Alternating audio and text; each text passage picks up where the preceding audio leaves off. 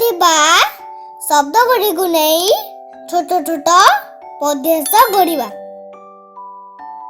ପାଠ ପଢ଼, ନଖ କାଟ, ଜାମା ସଫା ରଖ, ବାପା ଭାଇ କଥା ମାନ, ତତଲା ଭାତ ଖାଅ, 7 ବାର ପକ୍କା ଘର,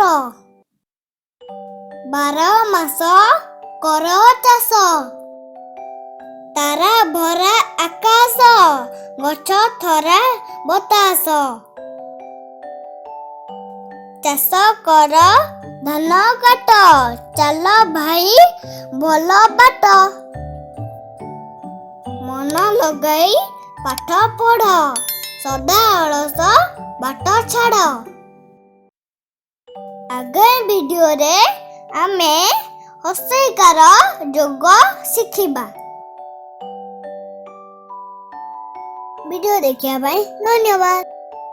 ଭଲ ଲାଗିଥିଲେ ଲାଇକ୍ କରନ୍ତୁ, ସେୟାର କରନ୍ତୁ ଆଉ ଚ୍ୟାନେଲକୁ ସବସ୍କ୍ରାଇବ କରନ୍ତୁ।